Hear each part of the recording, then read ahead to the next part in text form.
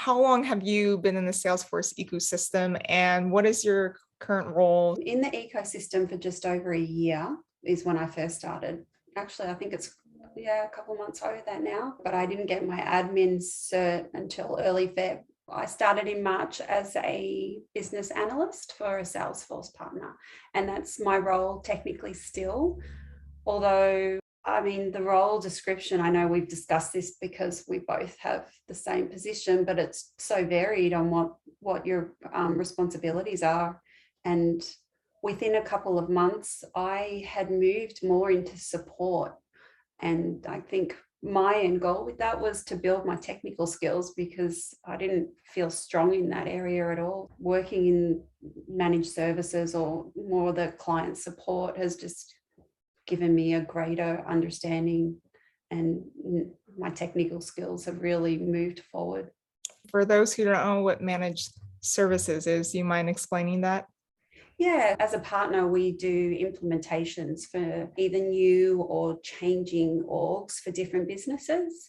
And then once the implementation's complete, our clients will often need ongoing support for different, whether they're building on or enhancing their org, or if they just need, then maybe they don't have their own full-time admin, so they could purchase a bucket of hours with us, and then they reach out as needed. And so the requests that come in each day, they're really varied, and I'm lucky that I have a really supportive team. So whatever comes in, we can handle, whether it's something where I more in the business analyst role will gather the requirements and understand what it is that they need. And then I have a dev team who are there to support. So they, depending on the level, I might do it myself, or it might be something that I'll hand off to the dev team to do. And then it'll come back to me and I'll do the QA before it goes to the client for them to test whatever it is that we've done. But it also could be simple things like profiles or adding some fields, and then it can build into automation or integration even. How many clients are you currently working with? It changes month to month because contracts expire and then new contracts come in. So maybe it could be as many as 7 or 8, and it could be just a couple at a time. Goodness, how do you handle it when you have 7 or 8? Are you talking to all 8 of them within the same week? I can be. It just depends what requirements might be. I might not hear for a week or two. And then at other times, there could be a lot of support tickets that will come in and that'll need more attention. I know it seems to be more of a general practice to set up a weekly meeting just to touch base and to review any work that you could be working on. Other clients, that's not part of what they need. They're more simple break fixes. They might not need that. But I'm definitely in and out of different orgs each day, multiple orgs each day. Getting your head around that is definitely a time thing. Yeah. I mean, what do you do when you get overwhelmed? I haven't often felt that way because I had a really good leader when I started, and she taught me from the beginning how to use my calendar to schedule my time and not to over promise and under deliver. She was really, really on top of that. We set really clear expectations and then follow through on making sure we meet them, but definitely not over promising. So Under promise and over deliver is what I was taught as well. Yeah, exactly. And I think with good time management skills, you can keep on track with that. And just keeping in contact with your clients and letting them know. People understand that things happen or might not go to plan, but communication is key. I think you've said the same thing in your work as well. About communication and managing expectations. Like as long as you respond to an email right away and just let them know you're working on it, I've never had any issues. People just want to get a confirmation, just like when you're ordering something off of Amazon, you want that confirmation email that they got it. Yeah, exactly. And that you're not being ignored. Your clients are important. Communication is definitely, I feel like that's a huge part of our job, being able to communicate effectively. Yes. For those that don't know your story, do you mind sharing what you were doing before you got into Salesforce? So the last few years I had my own travel consultancy. So that was most of the last 10 years, I think it was, while I was raising my children till they were at school age. And prior to that, I spent over 10 years working as a stewardess on private yachts. So all of the roles I think I've had ever since I left school have been all about communication and customer service, expectations, it's a common theme in each of the careers that I've had. But just like you, when, 2 years ago, everything's kind of fell apart, it was time to look for a new career. There's something that would be long lasting too. I'd finished with the travel agency already, thankfully. I was just ready for the next thing. It took a while for this to, I don't want to say fall into my lap, but to come to my attention and realize it was something that I could spend some time on and maybe build a career from. Yeah. I had no idea Salesforce existed before. I didn't think it was possible to make a transition, but going through it, it was easier than I thought to get started in Salesforce. You were just a couple of months ahead of me, I think. When did you start studying? I initially dabbled and started at Trailhead May 2020, but I had no guidance at all. I did a couple of modules and I was like, I'm not going to be able to get a job. I don't have any background experience with this. So then I dropped it. And then I picked it up again after joining Talent Stacker October 2020. From then, the whole month of October, I binge learned it and then got my certification November and got a job in January. I think you're about 2 months ahead of me, your timeline. So I started, same thing. I feel like I created my account like in August. And then it was later at the end of October, I think, that I started. I did a few trails and then I thought, this doesn't make sense. What am I trying to do? And then picked it up again. I think the kids finally went back to school and I started then. Luckily, I had a little guidance, but mostly it was just off my own back that I was studying and failing twice miserably because I really didn't have a good understanding. But that all changed when I got serious in January. Same time, I joined Talent Stacker. You and I did our study group together. You were leading the study groups, right? Yeah, I was doing the study group lives at that point. The very first iteration. That was the original one. It's much better now. Yeah, Alex took over and she has slides and actually teaches you. I was not even explaining anything, just doing the questions. More of hosting it. What did we use? What was that Quizlet game that we used? It was Kahoot.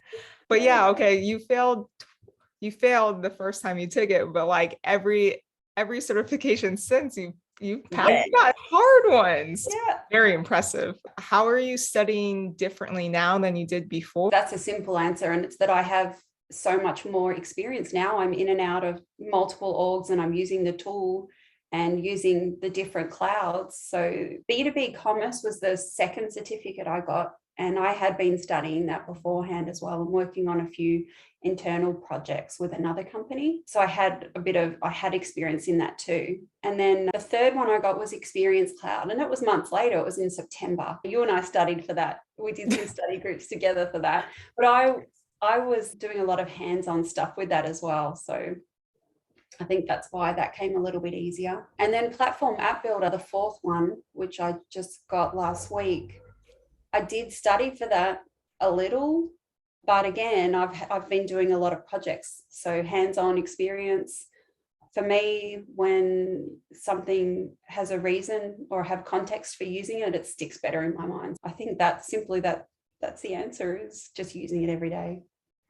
I don't know how people get certificate after certificate without actually working in an org or having that experience, because it's hard to grasp the concepts without that.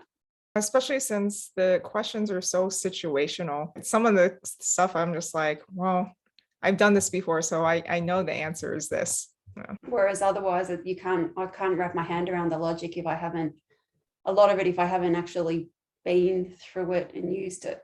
That's how I remember. So now any certificate that would sit for, hopefully most of the knowledge has come from hands-on experience as opposed to studying, like really targeted studying, because I don't find that helps me a lot.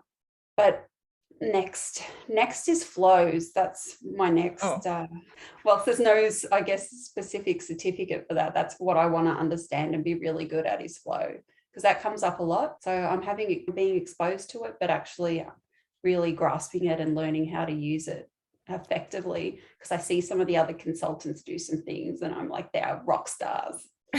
Are you going to take any flow classes? What resources are you going to use?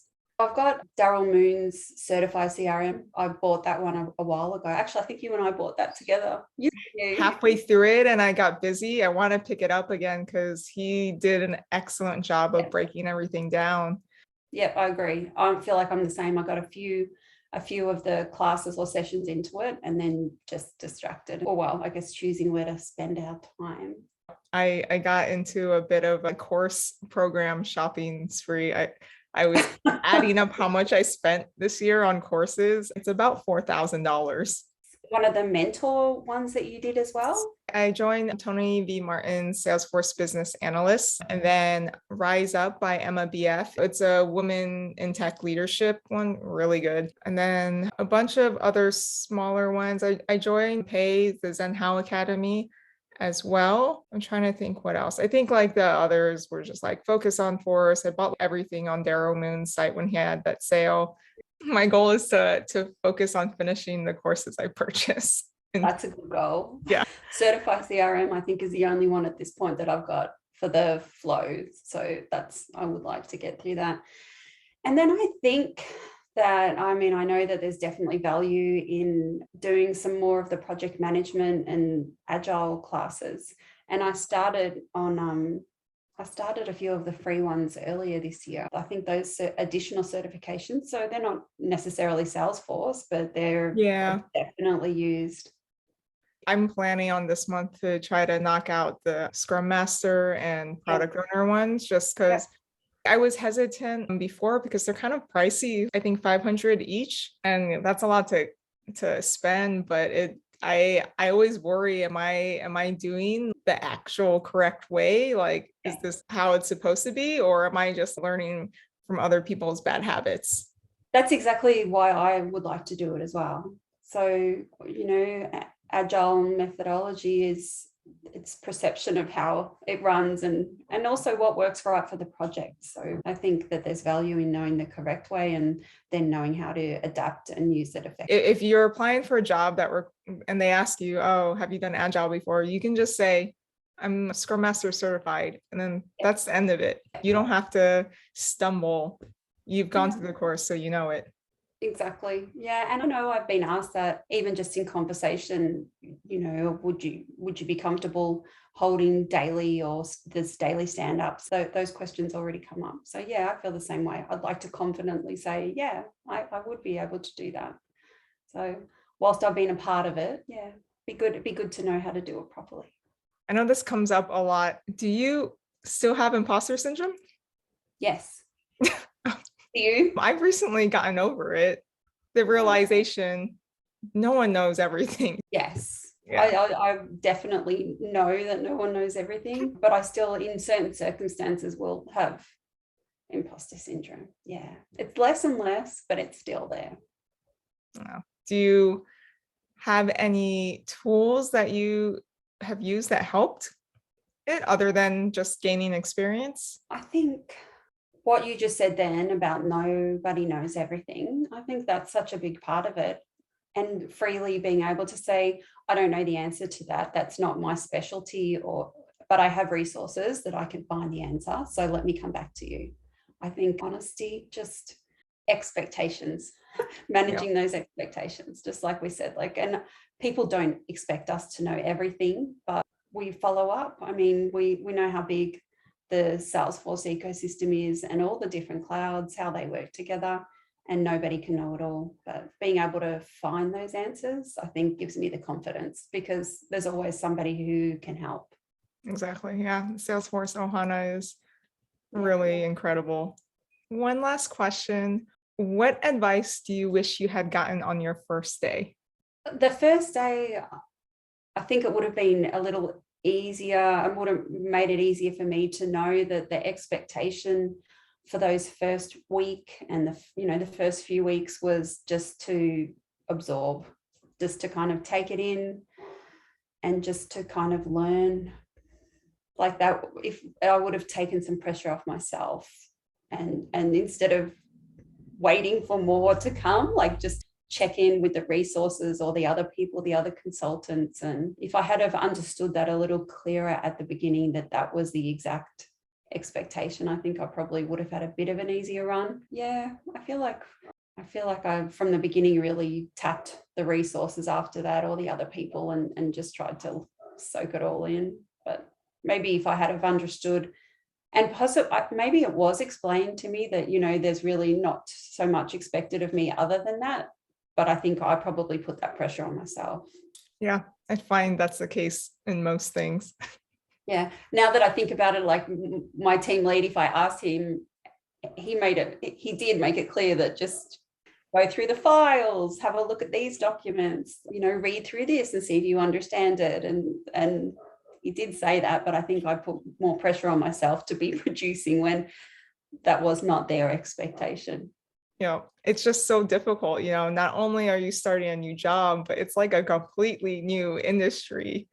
I was lucky though to start in office, so at least I had that real person around me experience. That was a good benefit. Didn't last long, we were all remote, but at least I had that initial contact was in person. Whereas you've never, have you been back to the office? No, never.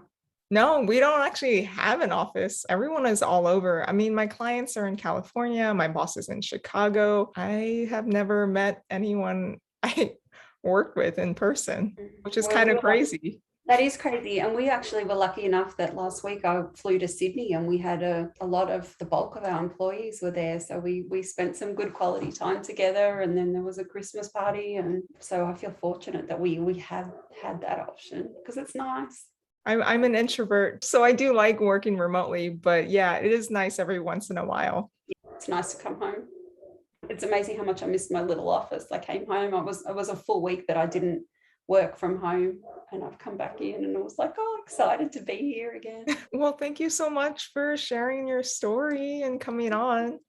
Thanks for having me. I'm glad, you were one of the first people I met earlier this year joining Talent Stacker, and doing those study groups definitely helped me pass in the end. They were fun too. Like, it was fun. When I stop and look at all the people who were in those study groups with us, it's nice we are able to be there along for the ride for everybody. It is very cool that we have a whole group of people that started the same time as us, and we're all still connected. I think that connection will be there for a long time. Yeah, I think so too. I don't think it's going away anytime soon. All right. Well, thanks for having me. Glad to be here to chat. Thank you so much.